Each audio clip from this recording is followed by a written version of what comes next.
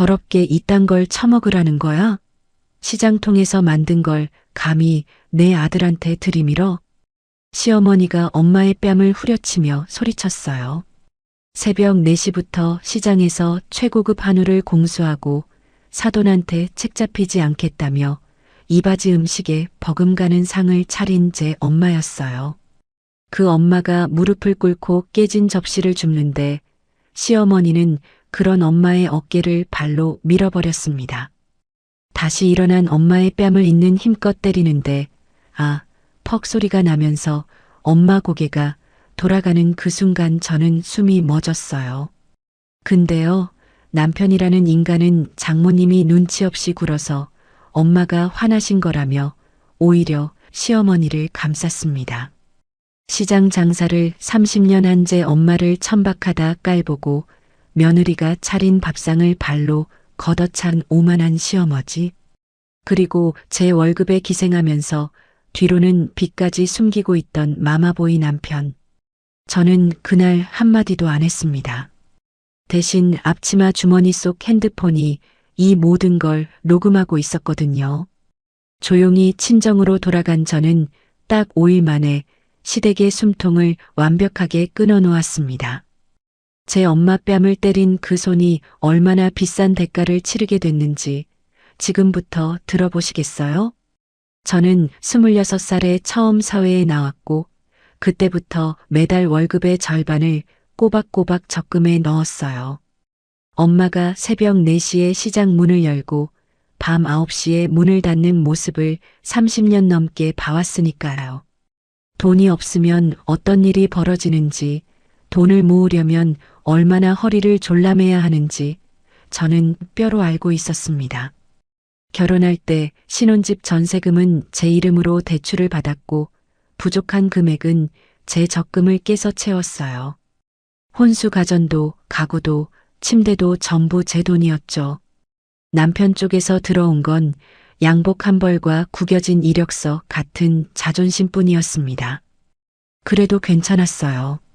남편이 회사에서 자리를 잡으면 나아질 거라고 지금은 제가 조금 더 짊어지면 된다고 생각했으니까요.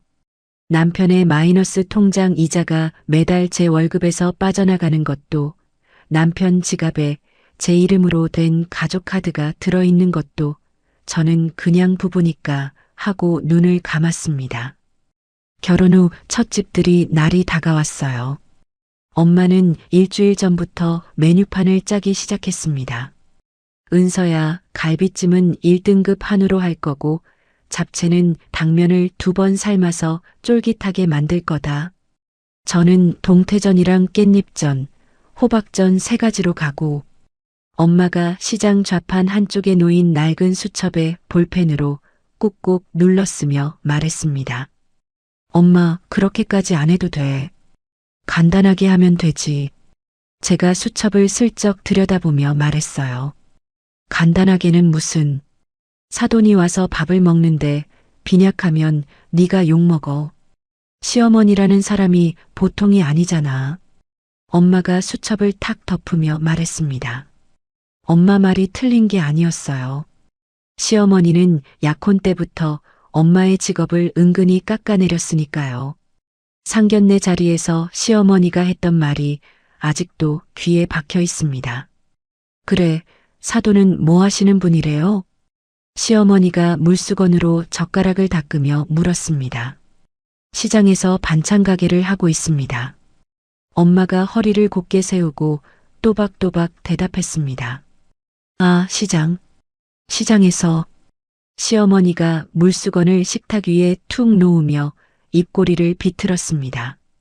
그 짧은 3글자에 담긴 경멸을 저는 놓치지 않았어요. 집들이 당일 엄마는 새벽 4시에 시장 문을 열자마자 단골 정육점에서 1등급 한우 갈비를 공수했습니다. 동태는 그날 새벽 경매에서 올라온 싱싱한 놈으로 골랐고 나물은 전날 밤 직접 삶아서 조물조물 묻혀 놓았어요. 엄마는 반찬 가게 로고가 박힌 큰 박스 3개에 음식을 차곡차곡 담아 우리 집에 도착했습니다.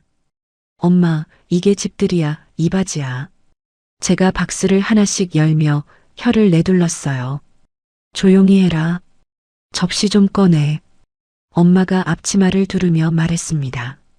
식탁 위에 갈비찜이 올라가고 잡채가 올라가고 전이 3접시 올라가고 나물 4가지와 김치찌개까지 세팅되자 6인용 식탁이 빈틈없이 꽉 찼습니다. 엄마는 마지막으로 식혜까지 유리 주전자에 담아 식탁 가운데 놓았어요. 됐다. 이 정도면 아무리 입이 까다로운 사돈이라도 트집 못 잡아. 엄마가 앞치마로 손을 닦으며 고개를 끄덕였습니다. 저는 엄마 몰래 스마트폰 음성 녹음 앱을 켰어요. 습관이었습니다. 시어머니를 만나는 날이면 저는 늘 이 앱을 실행해서 앞치마 주머니에 넣어뒀어요. 혹시 모를 일에 대비하는 거였죠. 초인종이 울렸습니다. 현관문을 열자 시어머니가 시누이 부부와 함께 서 있었어요. 시어머니는 현관에 들어서면서 실내화도 신지 않은 채 거실을 둘러봤습니다. 집이 이게 다야? 시어머니가 거실 천장을 올려다보며 코웃음을 쳤어요. 어서 오세요, 어머님. 식사 준비해놨습니다. 제가 고개를 숙이며 말했습니다. 시어머니와 시누이 부부가 식탁에 앉았어요. 시누이가 부엌 구석에 놓인 박스를 먼저 발견했습니다. 엄마, 저거 봐. 반찬 가게 상호 박혀 있어. 시누이가 턱으로 박스를 가리키며 킥킥거렸어요. 시어머니의 눈이 가늘어졌습니다. 시어머니가 젓가락을 집어들었다가 식탁 위에 탁 내려놓았어요. 이거 다 시장에서 만들어 온 거야? 시어머니가 갈비찜을 노려보며 물었습니다. 어머님, 저희 엄마가 새벽부터 직접 장을 봐서 만든 겁니다. 재료도 전부 최상급으로. 제가 차분하게 대답했어요. 시장통에서 만든 걸 내 아들한테 처먹이겠다고? 더럽게 이딴 걸 사람 코앞에 들이밀어? 시어머니가 의자에서 벌떡 일어서며 소리 질렀습니다. 사돈어른, 그런 뜻이 아니라 정성껏 준비한. 엄마가 두 손을 모으며 말을 꺼냈어요. 엄마의 말이 끝나기도 전에 시어머니가 식탁 모서리를 양손으로 움켜잡았습니다. 그리고 있는 힘을 다해 거실 바닥 쪽으로 밀어젖혔어요. 괭 하는 소리와 함께 식탁이 뒤집어졌습니다. 갈비찜 국물이 바닥에 쏟아지고 접시가 깨지고 잡채가 바닥에 널브러졌어요. 식혜 주전자가 벽에 부딪혀 산산조각이 났습니다. 엄마가 황급히 무릎을 꿇고 맨손으로 깨진 접시를 주우려 했어요. 사돈어른, 죄송합니다. 제가 치울게요, 제가. 엄마가 바닥에 엎드리다시피 하며 말했습니다. 시어머니가 엄마의 어깨를 발로 밀었어요. 엄마가 중심을 잃고 옆으로 넘어졌습니다. 국물이 엄마의 옷을 적시고 깨진 접시 조각이 엄마의 손등을 스쳤어요. 엄마가 다시 일어나 시어머니에게 다가갔습니다. 사돈어른, 제발 진정 좀. 이 사람이 진짜 눈치가 없어. 시어머니가 엄마의 말을 자르며 엄마의 뺨을 향해 손바닥을 날렸습니다. 퍽!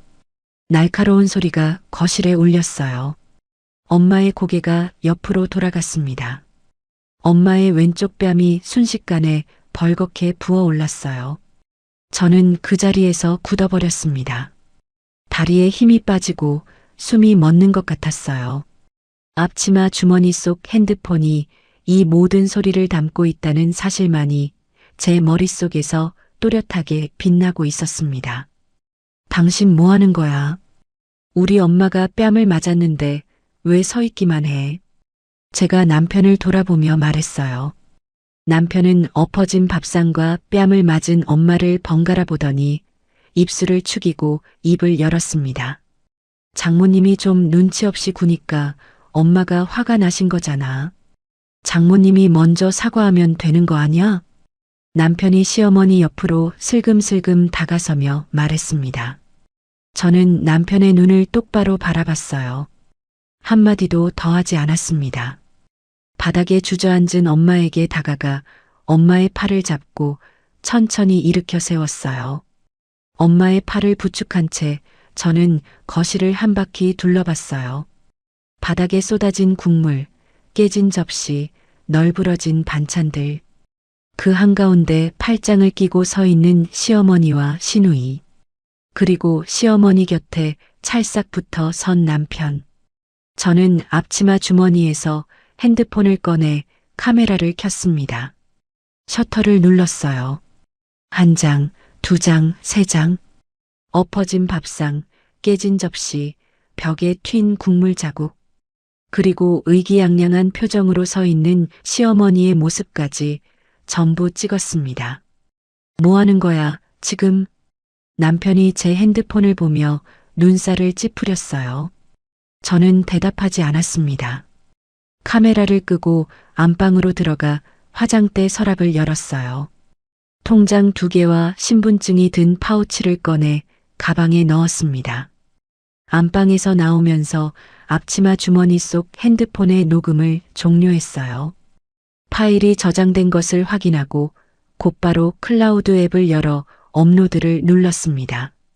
파일이 올라가는 진행 막대가 100%를 찍는 걸 두 눈으로 확인한 뒤에야 저는 핸드폰을 가방에 넣었어요. 엄마, 가자. 제가 엄마의 팔을 잡으며 말했습니다. 엄마는 아직도 부어오른 왼쪽 뺨을 손으로 감싸쥐고 있었어요. 눈가가 벌겋게 젖어 있었지만 엄마는 소리내어 울지 않았습니다. 은서야, 잠깐만. 이러면 안 돼. 네가 시어머니한테 한마디. 엄마가 제 팔을 잡으며 말했어요. 엄마, 지금은 아무 말도 하면 안 돼. 나만 믿어. 제가 엄마의 손을 꼭 쥐며 말했습니다. 저는 신발장에서 엄마의 구두를 꺼내 엄마 발 앞에 가지런히 놓았어요. 현관문을 열기 직전 등 뒤에서 시어머니의 목소리가 들렸습니다. 가려면 가. 며칠 안 가서 기어 들어올 거면서. 시어머니가 코웃음을 치며 내뱉었어요. 저는 고개를 돌리지 않았습니다. 엄마의 허리를 감싸 안고 현관문을 나섰어요. 문이 닫히는 소리가 복도에 울렸습니다. 엘리베이터를 타고 1층으로 내려오면서 저는 핸드폰을 꺼내 인근 대학병원 응급실 번호를 검색했어요. 로비를 나서자마자 택시를 잡았습니다. 기사님, 세종대학병원 응급실로 가주세요. 제가 택시 뒷좌석 문을 열며 말했어요. 은서야, 병원은 왜? 나 괜찮아. 엄마가 택시에 타면서 손사래를 쳤습니다. 괜찮지 않아, 엄마. 뺨이 이만큼 부었는데 괜찮은 게 어딨어. 제가 엄마의 턱을 살짝 돌려 부어오른 뺨을 가리키며 말했어요. 응급실에 도착해서 접수를 하고 의사 선생님의 진찰을 받았습니다. 엄마의 왼쪽 뺨과 넘어지면서 부딪힌 무릎까지 꼼꼼하게 검사가 끝났어요. 저는 진료가 끝나자마자 접수 창구로 갔습니다. 진단서 발급 부탁드립니다. 상해 진단서요. 제가 접수 직원에게 말했어요. 진단서에는 2주라는 숫자가 찍혀 있었습니다. 저는 진단서를 접어서 가방 안쪽 지퍼칸에 넣었어요. 택시를 다시 타고 친정집으로 향했습니다. 시장 골목을 지나 반찬가게 옆 좁은 계단을 올라가면 나오는 작은 집. 제가 태어나고 자란 곳이에요. 엄마, 방에 들어가서 누워. 찜질팩 갖다 줄게. 제가 현관문을 열며 말했습니다. 은서야. 엄마가 신발을 벗다 말고 저를 붙잡았어요. 내가 괜히 음식을 해갔나 보다. 내가 가만히 있었으면 내 시어머니가 그러지 않았을 텐데. 은서야, 이혼은 안 된다. 내 인생이. 엄마의 목소리가 떨리고 있었습니다. 엄마. 제가 엄마의 두 어깨를 잡았어요. 뺨을 때린 사람이 잘못이지 맞은 사람이 무슨 잘못이야. 엄마는 아무 잘못도 없어. 방에 가서 쉬어. 나는 정리할 게 좀 있어. 제가 또박또박 말했습니다. 엄마가 작은 방으로 들어가 문을 닫았어요. 저는 거실 바닥에 노트북을 펴고 앉았습니다. 먼저 은행 앱을 열었어요. 남편의 마이너스 통장 이자를 매달 대신 갚아주던 자동이체 항목이 화면에 떴습니다. 월 38만 원. 그 옆에 남편의 핸드폰 요금 자동이체, 인터넷 요금 자동이체, 전부 제 이름, 제 통장에서 빠져나가는 돈이었어요. 저는 자동이체 목록을 하나씩 눌러 해지 버튼을 눌렀습니다. 38만 원 해지, 핸드폰 요금 해지, 인터넷 요금 해지, 세 건의 해지 완료 알림이 연달아 떴어요. 다음으로 카드사 앱을 열었습니다. 남편이 지갑에 넣고 다니는 가족카드, 제 이름으로 발급된 카드였죠. 결제 정지 버튼을 눌렀어요. 정지 처리 완료라는 메시지가 화면에 떴습니다. 통신사 앱에 접속했어요. 제 이름으로 결제되던 남편의 핸드폰 소액 결제 기능을 차단했습니다. 저는 화면을 내려다보며 숨을 한번 깊이 들이쉬었어요. 손끝이 차가웠지만 머릿속은 맑았습니다. 이어서 핸드폰 연락처를 열어 신혼집 전세 계약을 중개했던 부동산 사장님의 번호를 찾았어요. 사장님, 안녕하세요. 305동 1204호 세입자 강은서입니다. 전세 계약 해지하려고요. 네, 제 이름으로 된 계약이요. 집을 내놓아 주세요. 빠르면 빠를수록 좋습니다. 전화를 끊고 바로 다음 번호를 눌렀습니다. 이사센터죠? 내일 오전에 짐 빼야 하는데요. 네, 가전이랑 가구 전부요. 주소 불러드릴게요. 두 번째 전화를 끊었어요. 마지막으로 연락처를 한 번 더 스크롤했습니다. 건축사무소에서 일하는 대학 동기, 재호 이름이 보였어요. 재호야, 나 은서.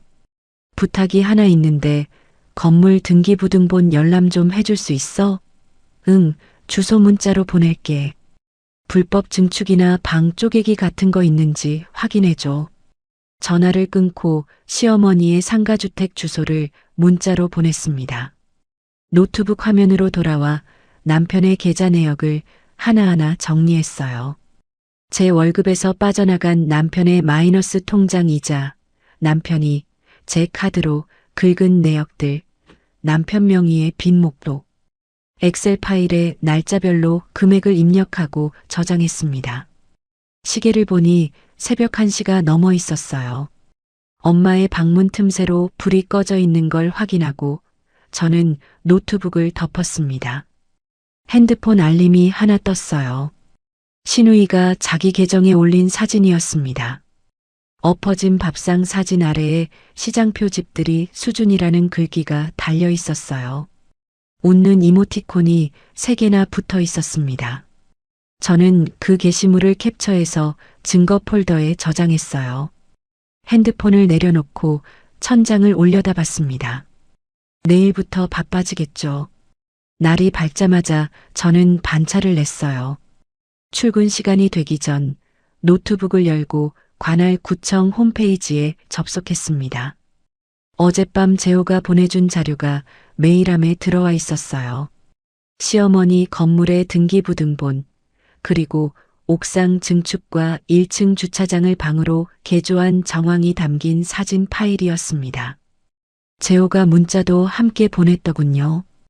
은서야, 이거 옥상 증축이 아예 신고 자체가 안 되어 있어. 1층 주차장도 용도 변경 없이 방으로 쓰고 있고 깔끔하게 걸려. 저는 구청 홈페이지의 민원 접수 창을 열었어요. 제목란에 불법 건축물 위반 신고라고 적고 건물 주소와 위반 내용을 빠짐없이 기재했습니다. 재호가 보내준 등기부등본과 사진 파일을 첨부하고 마지막에 제 실명과 연락처를 적었어요. 접수 버튼을 눌렀습니다. 다음으로 국세청 홈페이지를 열었어요. 탈세 제보 게시판에 접속했습니다. 시어머니는 가족 모임 때마다 세입자들에게 현금으로 월세를 받는다고 자랑했었죠. 통장에 안 찍히니까 세금도 안 내도 된다며 득의양양하게 웃던 시어머니의 얼굴이 떠올랐어요.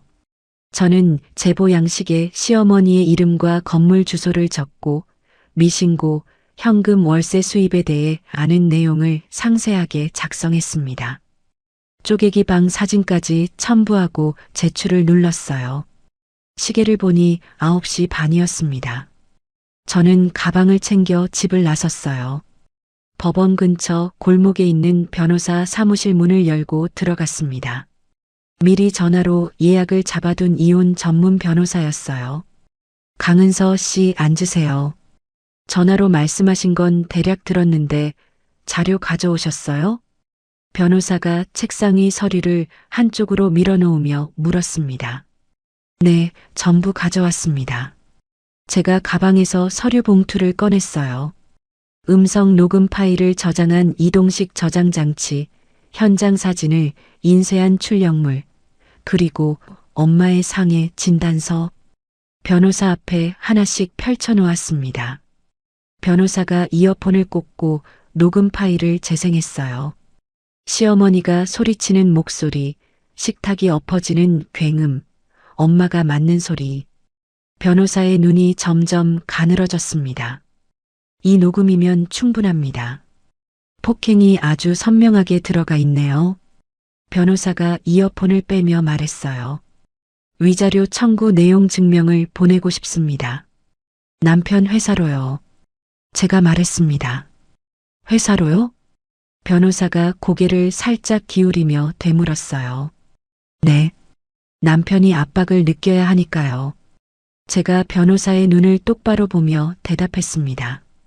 변호사가 펜을 들어 메모지에 뭔가를 적더니 고개를 끄덕였어요. 알겠습니다. 내용 증명은 내일 오전까지 발송하겠습니다. 그리고 강은서 씨 명의의 재산은 전부 결혼 전에 모은 것과 본인 명의의 대출로 구성되어 있으니 상대방이 재산을 나눠달라고 해도 가져갈 수 있는 건 없어요. 변호사가 펜을 내려놓으며 말했습니다. 감사합니다. 한 가지 더 부탁드려도 될까요? 시어머니를 폭행과 상해로 형사 고소하려고 하는데 절차가 어떻게 되나요? 제가 물었어요. 관할 경찰서 민원실에 가셔서 고소장 접수하시면 됩니다. 진단서와 녹음 파일 가져가시면 바로 처리돼요. 변호사가 자리에서 일어나며 말했습니다. 변호사 사무실을 나와 곧장 관할 경찰서로 향했어요. 민원실 창구에 앉아 고소장을 작성했습니다. 담당 수사관이 배정되었고 저는 조사실에 들어가 그날 있었던 일을 처음부터 끝까지 진술했어요. 녹음 파일이 있다고 하셨죠? 수사관이 펜을 멈추고 물었습니다. 네, 여기 있습니다. 제가 이동식 저장 장치를 건네며 대답했어요. 수사관이 파일을 재생하더니 중간중간 메모를 했습니다. 아주 명확하네요. 접수 처리하겠습니다. 피고소인한테 출석 통보 나갈 겁니다. 수사관이 고소장 접수 확인서를 제 앞에 놓으며 말했어요. 저는 확인서를 받아 가방에 넣었습니다.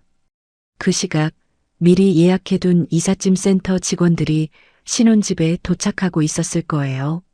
남편은 이미 출근하고 없는 시간이었으니까요. TV, 냉장고, 세탁기, 에어컨, 침대, 소파, 전부 제 돈으로 산 것들이었습니다. 영수증도 카드 내역도 전부 제 이름으로 되어 있었어요. 경찰서를 나서면서 이삿짐 센터 기사님에게 전화를 걸었습니다. 기사님, 짐 빼는 거 잘 되고 있나요? 네, 지금 냉장고까지 다 실었습니다. 1시간이면 끝날 것 같아요. 감사합니다.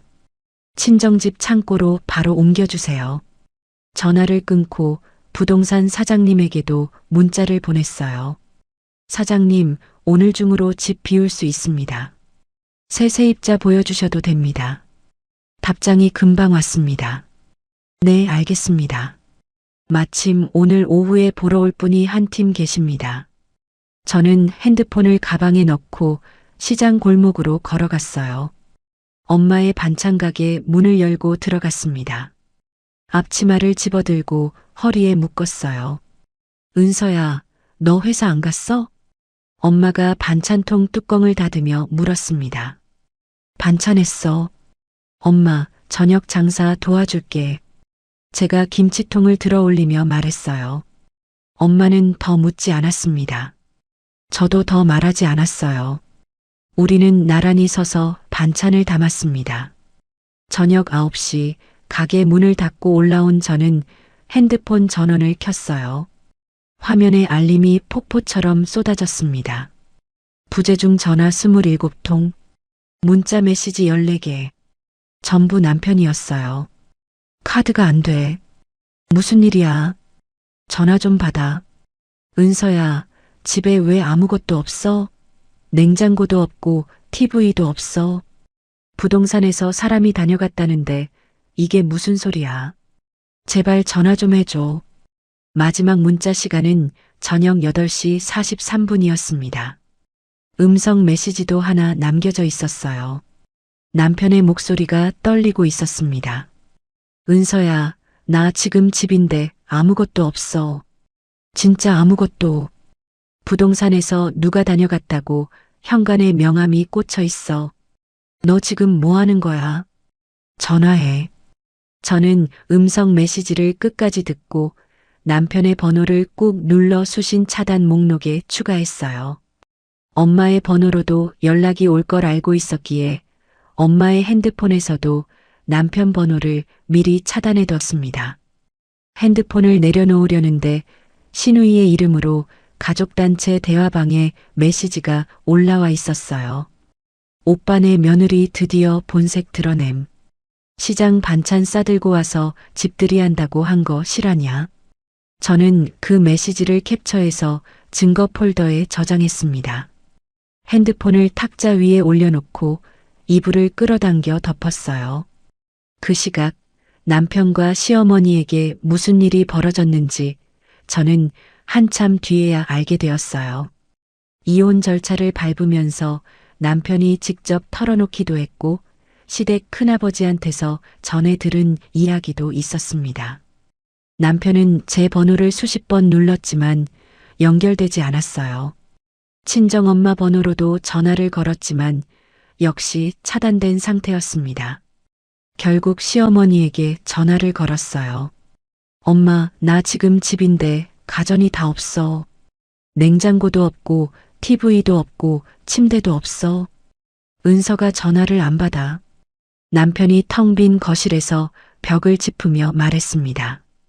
뭐? 가전이 없어? 그년이 뭔 짓을 한 거야? 시어머니가 전화기 너머로 소리쳤어요. 몰라. 부동산에서 사람이 다녀갔다고 명함이 꽂혀 있고 카드도 안 돼. 점심에 편의점에서 긁었는데 결제 거절이 떴어. 남편이 머리를 감싸쥐며 말했습니다. 그건 며느리가 너한테 기싸움하는 거야. 네가 먼저 굽히면 지는 거다. 가만히 있어. 며칠이면 기어들어와. 시어머니가 콧바람을 불며 대답했어요. 남편은 시어머니 말을 믿고 싶었겠죠. 대충 옷까지만 비닐봉지에 쑤셔 넣고 택시를 타고 시어머니의 상가주택으로 갔습니다. 다음 날 아침 남편은 출근길에 핸드폰을 들여다봤어요. 은행에서 문자가 와 있었습니다. 마이너스 통장 만기 연장 심사가 부결되었습니다. 이자 납입이 3일 이상 지연될 경우 채권 추심 절차가 진행됩니다. 매달 제 통장에서 빠져나가던 38만 원이 끊겼다는 걸 남편은 그제야 몸으로 느낀 거예요. 점심시간 무렵 남편의 회사 책상 위에 우편물 하나가 놓였습니다. 변호사 사무실 이름이 찍힌 빳빳한 봉투였어요. 남편이 봉투를 뜯었습니다. 안에는 내용 증명이 들어 있었어요. 폭행 사실이 적혀 있었고 위자료 청구 금액이 적혀 있었고 전세 계약 해지에 따른 퇴거 날짜가 적혀 있었습니다. 남편은 내용 증명을 읽다가 의자에서 미끄러지듯 뒤로 젖혀졌어요. 옆자리 동료가 고개를 돌려 쳐다봤습니다. 야, 괜찮아? 얼굴이 하얘졌는데. 동료가 남편의 어깨를 흔들며 물었어요. 남편은 대답하지 못하고 내용 증명을 구겨 주머니에 쑤셔 넣었습니다. 퇴근 후 남편은 텅 빈 신혼집에서 잘 수가 없었어요. 침대도 이불도 전기밥솥도 없는 집이었으니까요. 남편은 대충 옷가지가 든 비닐봉지를 들고 다시 시어머니의 상가주택으로 향했습니다. 남편이 시어머니 건물 앞 골목에 택시를 세웠을 때 뭔가 이상한 광경이 눈에 들어왔어요. 건물 앞에 구청 로고가 박힌 조끼를 입은 사람 3명이 서 있었습니다. 한 명은 줄자를 들고 옥상 계단 입구의 폭을 재고 있었고 나머지 2명은 1층 주차장 안쪽을 카메라로 찍고 있었어요. 건물 입구에 시어머니가 서 있었습니다.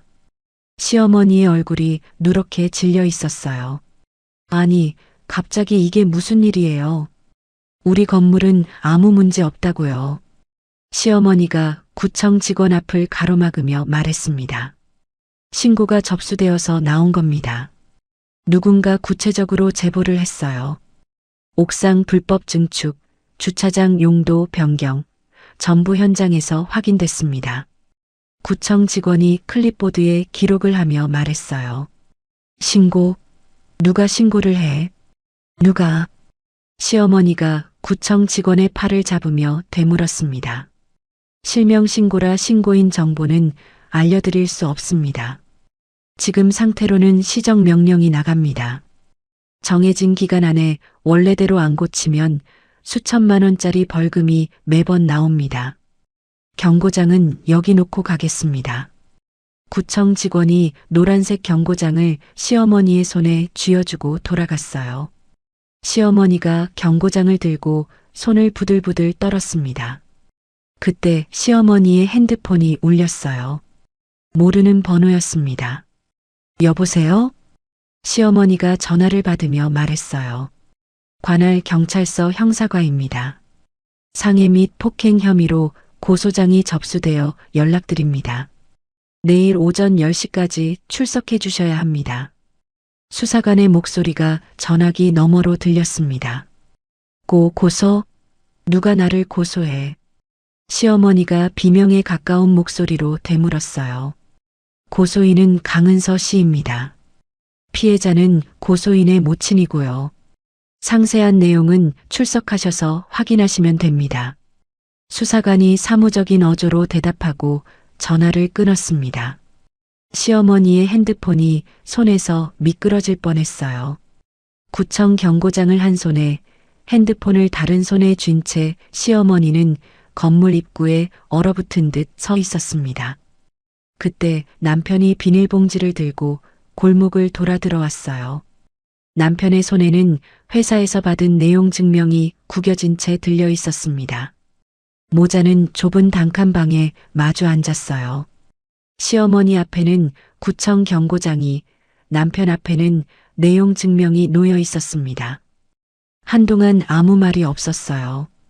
엄마가 밥상만 안 엎었어도 남편이 이를 악물며 말했습니다. 뭐라고?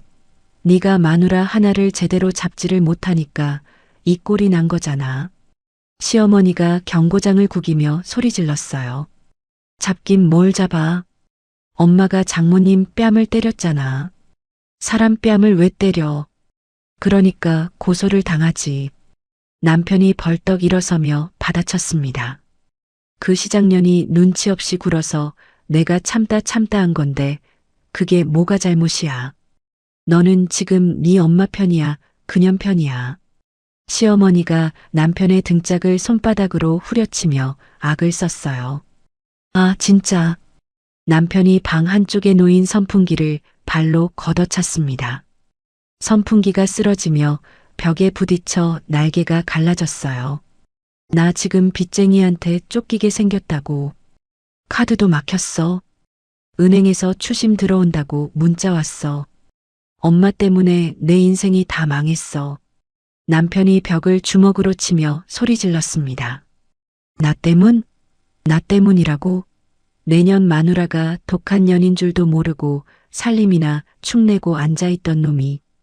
시어머니가 바닥에 놓인 경고장을 남편에게 집어던졌어요. 좁은 방 안에서 모자의 고성이 새벽까지 이어졌습니다.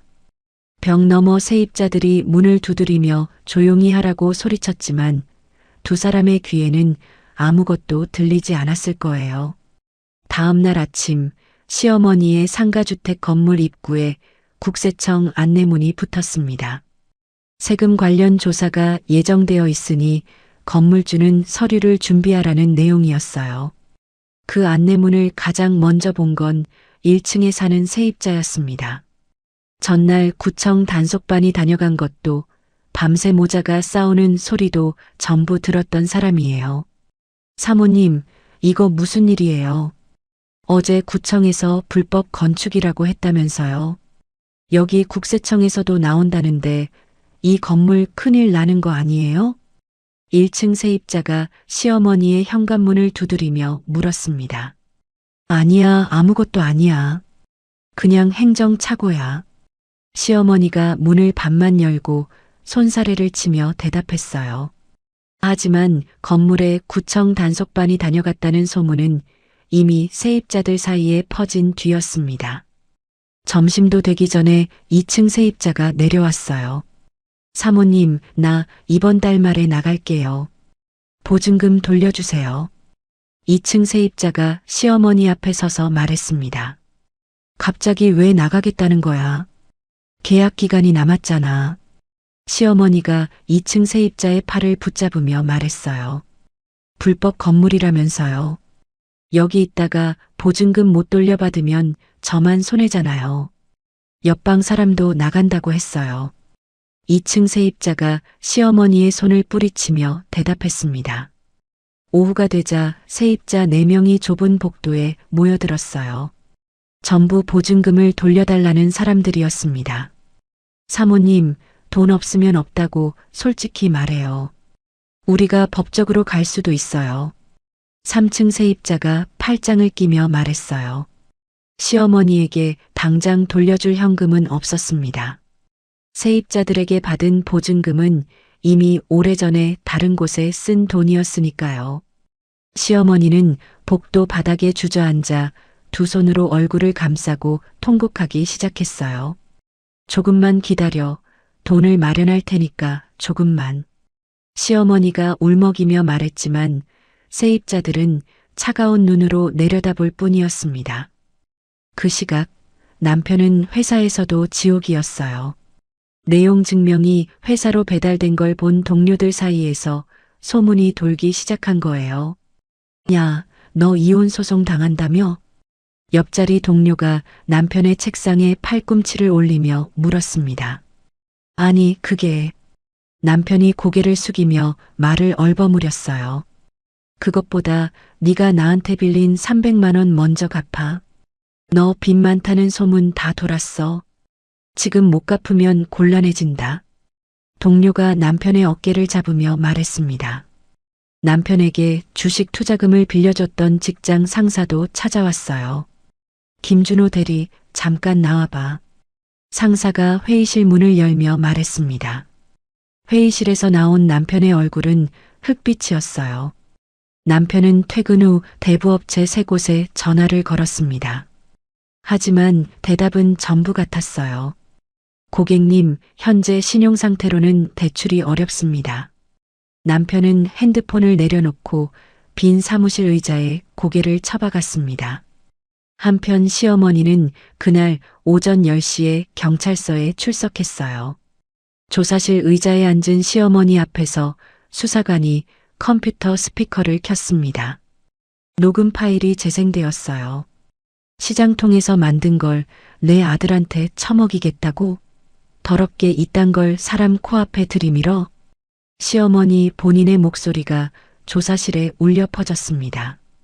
이어서 식탁이 엎어지는 굉음, 엄마가 넘어지는 소리, 그리고 뺨을 때리는 날카로운 소리까지 선명했어요. 시어머니의 얼굴에서 핏기가 완전히 빠졌습니다. 이거 본인 목소리 맞으시죠? 수사관이 스피커를 끄며 물었어요. 시어머니는 아무 말도 하지 못했습니다. 입술만 파르르 떨었어요.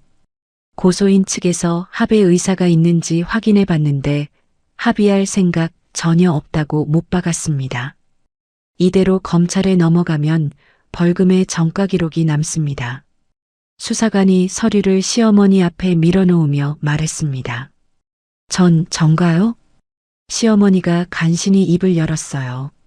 네. 폭행의 상해까지 있으니까요. 여기 진술서에 서명하세요. 수사관이 펜을 시어머니에게 건넸습니다. 시어머니의 손이 떨려서 펜을 제대로 쥐지 못했어요. 3번을 흘려 쓴 끝에 겨우 이름을 적고 도장 대신 엄지손가락에 인주를 묻혀 꾹 찍었습니다. 경찰서를 나온 시어머니는 택시를 탈 돈도 없어서 버스를 타고 집으로 돌아왔어요. 건물 현관 앞에 세입자 2명이 또 서 있었습니다. 사모님, 보증금 언제 주실 거예요? 다음 주까지 안 주면 우리도 신고합니다. 세입자가 시어머니의 앞을 가로막으며 말했어요. 시어머니는 대답하지 못하고 세입자들 사이를 비집고 건물 안으로 들어갔습니다. 계단을 올라 단칸방 문을 열었어요. 방 안에는 어제 회사에서 쫓기듯 퇴근한 남편이 불도 켜지 않은 채 벽에 등을 기대고 앉아 있었습니다. 시어머니가 불을 켰어요. 남편의 눈 밑에 시커먼 그림자가 내려앉아 있었고 입술이 바짝 말라 있었습니다.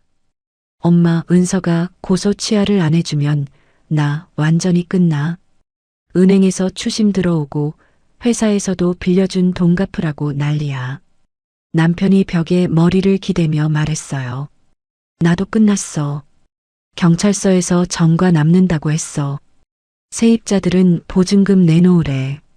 구청에서는 벌금 물린대. 시어머니가 남편 옆에 풀썩 주저앉으며 말했습니다. 2 사람은 불 꺼진 방 안에서 한참을 아무 말 없이 앉아 있었어요. 현관문 너머로 세입자가 문을 두드리는 소리가 간간히 들렸지만 2 사람은 숨소리조차 죽인 채 웅크리고 있었습니다. 내일 시장에 가자. 남편이 먼저 입을 열었어요. 시장? 시어머니가 고개를 들며 되물었습니다. 반찬 가게, 은선의 엄마 가게. 가서 빌자. 무릎을 꿇어서라도 고소를 취하해달라고 빌자. 그것 말고는 방법이 없어. 남편이 2 손으로 얼굴을 감싸며 말했어요. 시어머니는 입술을 깨물었습니다. 며칠 전 자기가 뺨을 때렸던 사람에게 무릎을 꿇어야 한다는 사실이 목구멍에 걸린 듯 삼켜지지 않는 표정이었어요. 하지만 달리 방법이 없었습니다. 알았다. 내일 가자. 시어머니가 바닥을 내려다보며 겨우 한마디를 뱉었어요. 시어머니가 경찰서에서 조사를 받았다는 문자가 담당 수사관에게서 왔어요. 피고소인 출석 조사 완료. 혐의 인정 진술 확보.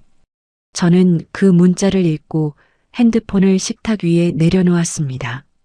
친정집 거실에 앉아 사과를 깎고 있었어요. 칼날이 사과 껍질을 얇게 벗겨내는 소리만 거실에 조용히 울렸습니다. 은서야, 사과 많이 깎았네. 엄마도 줘. 엄마가 부엌에서 나오며 말했어요. 여기.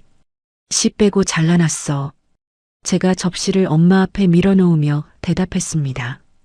엄마의 뺨은 아직 노르스름한 멍이 남아 있었지만 붓기는 많이 빠진 상태였어요. 엄마는 사과 한쪽을 집어들고 씹으며 저를 물끄러미 바라봤습니다. 너 요즘 너무 조용하다. 무슨 일 꾸미고 있는 거지? 엄마가 사과를 삼키며 물었어요. 아무것도 안 꾸며. 정리하고 있는 거야. 제가 사과 껍질을 봉지에 쓸어 담으며 대답했습니다. 엄마는 더 캐묻지 않았어요. 30년 넘게 시장에서 온갖 사람을 상대하며 살아온 엄마는 말하기 싫은 사람을 억지로 들쑤시면 안 된다는 걸 본능적으로 알고 있는 사람이었으니까요. 다음 날 오전 엄마는 평소처럼 반찬 가게에 출근했어요.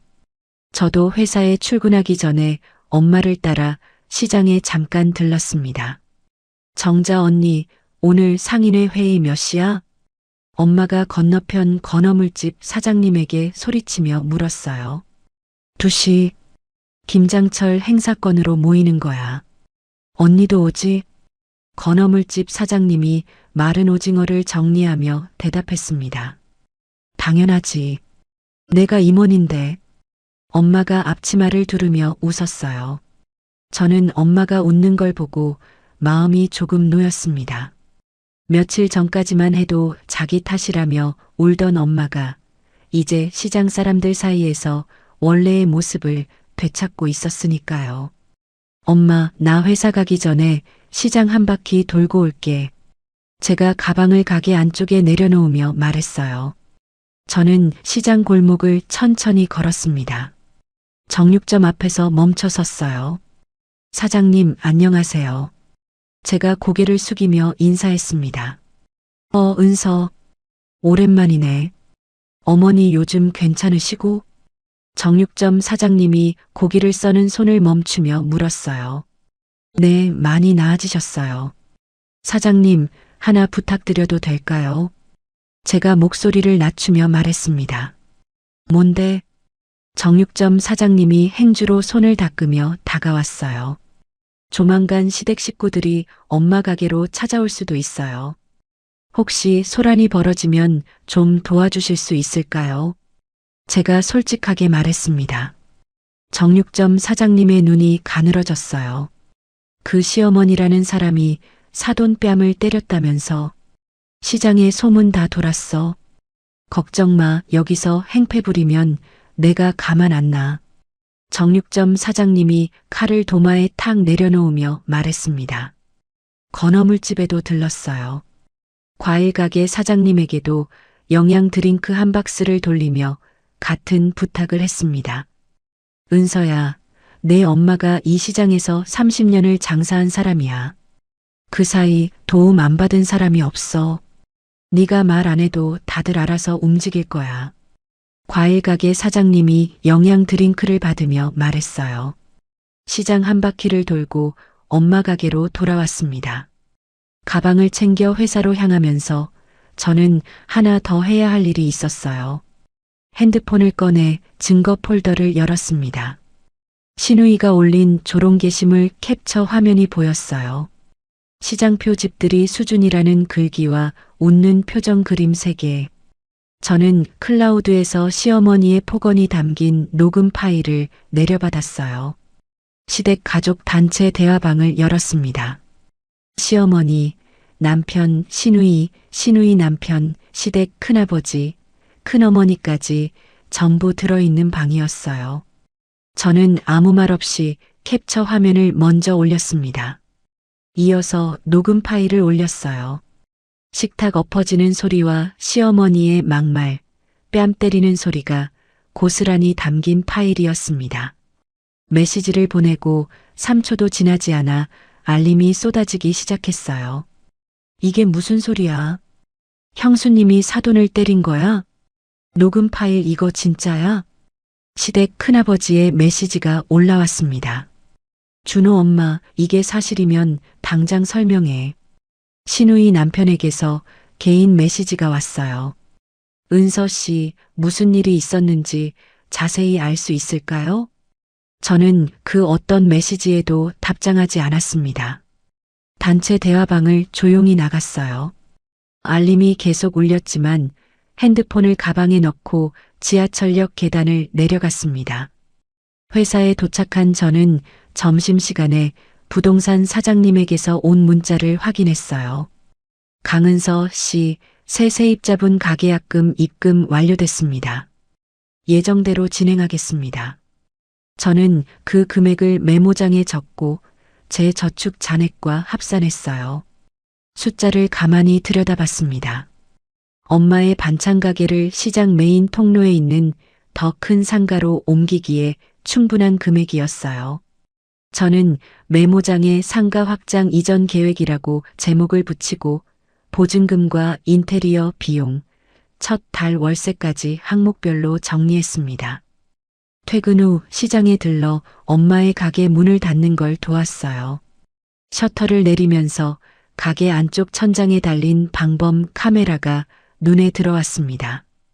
카메라 각도가 계산대 쪽을 향하고 있었어요.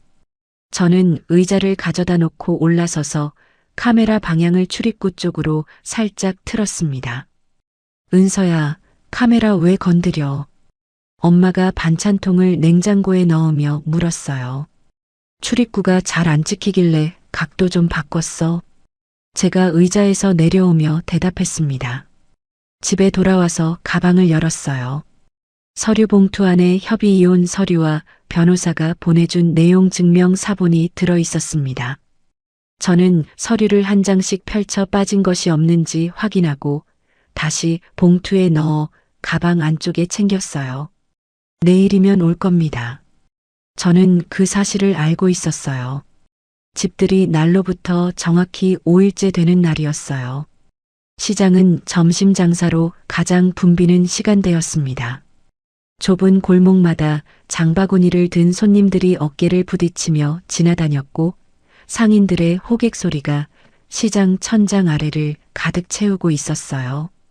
저는 엄마 옆에서 반찬통에 겉절이를 담고 있었습니다. 그때 시장 입구 쪽에서 두 사람이 걸어오는 게 보였어요. 남편과 시어머니였습니다. 남편의 눈밑이 퀭하게 파여 있었어요.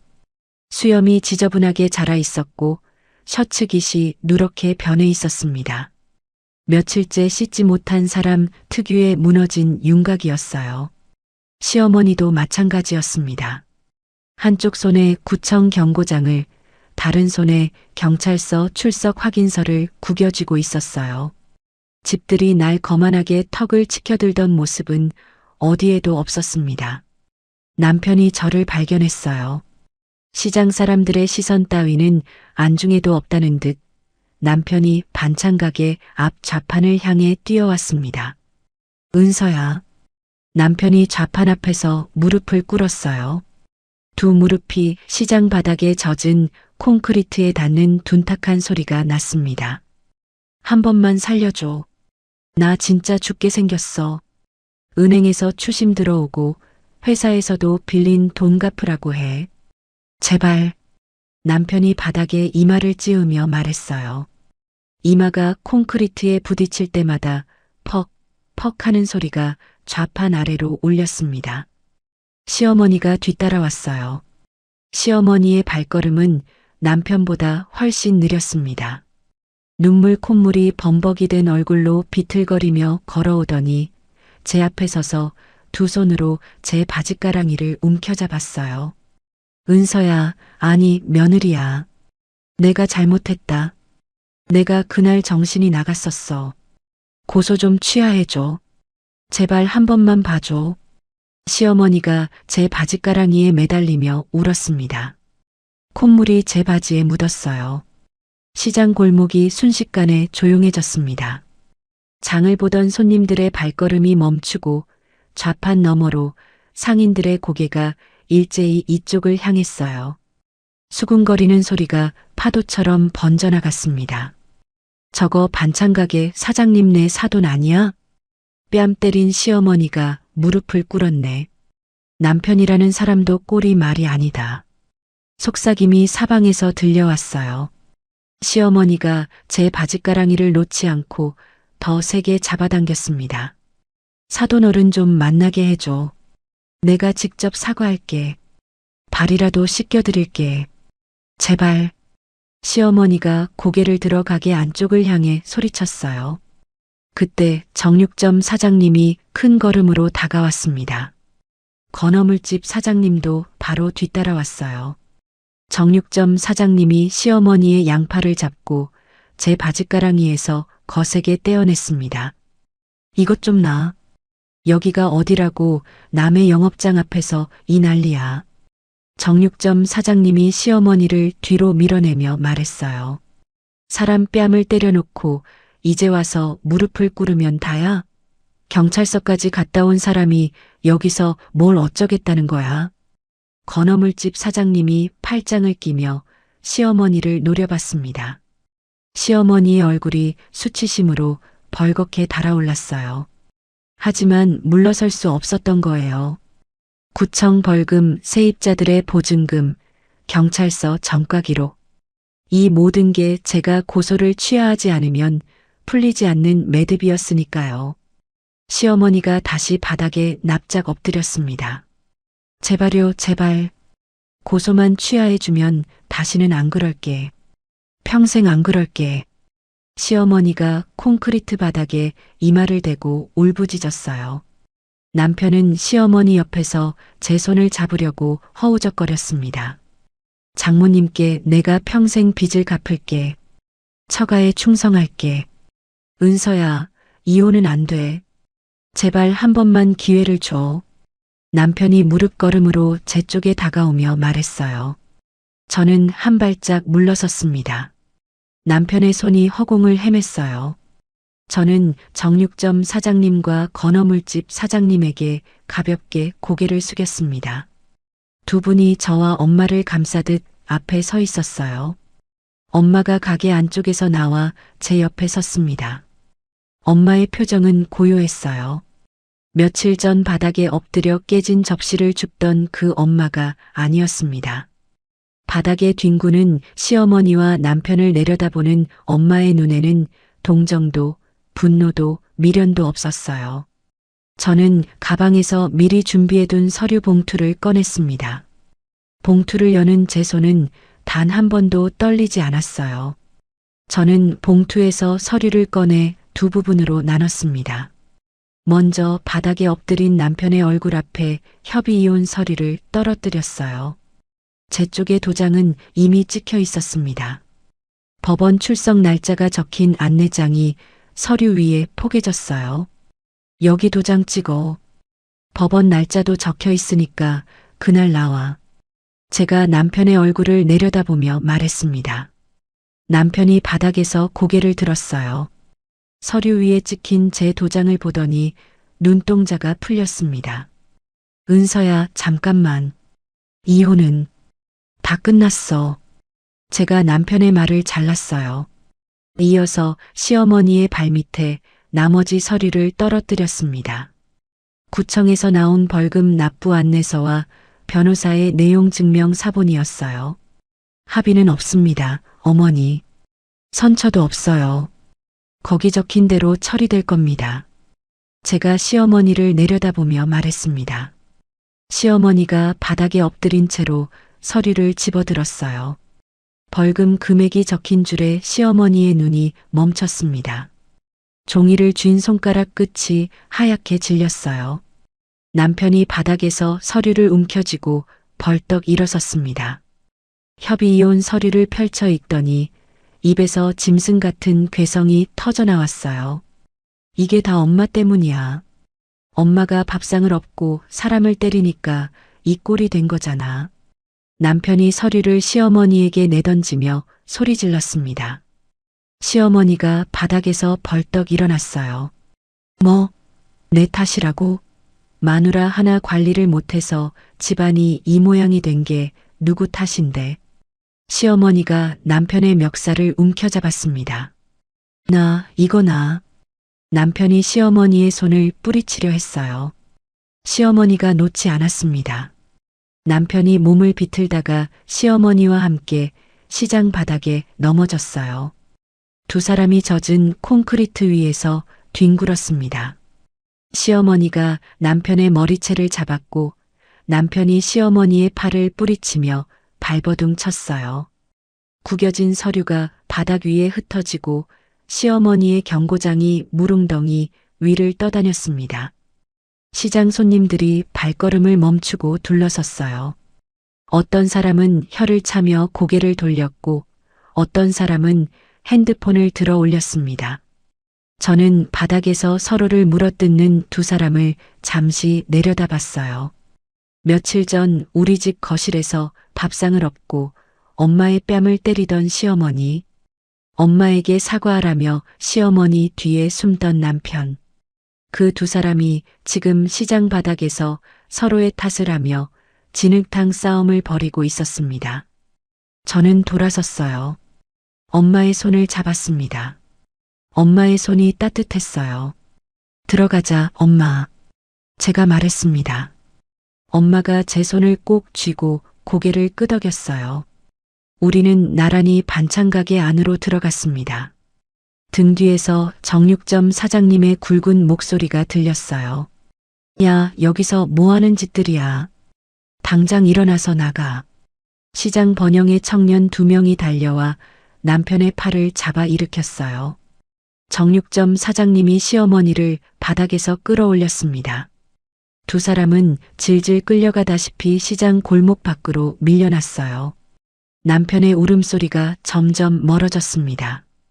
시어머니의 악쓰는 소리도 함께 멀어졌어요. 시장의 호객 소리와 손님들의 웅성거림이 그 소리를 천천히 덮어버렸습니다. 가게 안으로 들어온 저는 앞치마를 다시 묶었어요. 엄마가 긴 한숨을 내쉬더니 냉장고 문을 열고 물병을 꺼냈습니다. 끝난 거지? 엄마가 물을 한 모금 마시며 물었어요. 응, 끝났어. 제가 고개를 끄덕이며 대답했습니다. 저는 가방에서 통장 하나를 꺼냈어요. 신혼집 가계약금이 입금된 내역과 그동안 모아둔 저축 잔액이 찍혀 있었습니다. 엄마, 이거 봐. 제가 통장을 펼쳐 엄마 앞에 놓았어요. 엄마가 안경을 코 위로 올리며 숫자를 들여다봤습니다. 이게 뭐야? 엄마가 통장에서 눈을 떼지 못하며 물었어요. 시장 메인 통로에 상가 하나 나왔잖아. 거기로 가게 옮기자, 엄마. 이 돈이면 보증금이랑 인테리어까지 되거든. 제가 엄마 옆에 앉으며 말했습니다. 엄마의 눈시울이 붉어졌어요. 하지만 엄마는 울지 않았습니다. 고개를 한번 크게 끄덕이고 통장을 접어서 앞치마 주머니에 넣었어요. 그래, 가게 보러 가자. 엄마가 앞치마 끈을 다시 고쳐 매며 말했습니다. 며칠 뒤 저는 법원에서 남편을 만났어요. 남편은 양복 대신 구겨진 점퍼를 입고 나왔습니다. 눈을 마주치지 못하고 고개를 숙인 채 이혼 서류에 도장을 찍었어요. 저도 도장을 찍었습니다. 서류가 접수되고 우리는 아무 말 없이 법원 복도에서 등을 돌려 각자의 방향으로 걸어갔어요. 변호사에게서 연락이 왔습니다. 시어머니가 폭행으로 벌금을 선고받았다는 소식이었어요.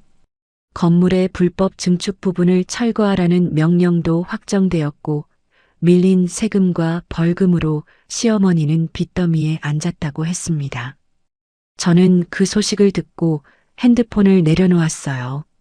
특별한 감정은 없었습니다. 한 달이 지났어요. 저는 회사에서 과장으로 승진했습니다. 팀장이 승진 발표를 하던 날 동료들이 박수를 쳤어요. 저는 자리에서 일어나 가볍게 인사하고 다시 앉았습니다. 엄마의 반찬 가게는 시장 메인 통로의 넓은 상가로 이전을 마쳤어요. 깔끔한 흰 벽에 새간판이 걸렸고 반찬 진열 냉장고 3대가 가지런히 놓였습니다. 오픈 첫날부터 손님들이 줄을 섰어요. 시장 상인들이 화분을 들고 찾아와 축하한다며 엄마의 손을 잡았습니다. 주말 오후 저는 새가게 창가에 앉아 엄마와 마주보고 있었어요. 테이블 위에 따뜻한 커피 2잔이 놓여 있었습니다. 은서야. 엄마가 커피를 한 모금 마시며 저를 불렀어요. 응. 제가 대답했습니다. 잘했다, 우리 딸. 엄마가 웃으며 말했어요. 저도 웃었습니다.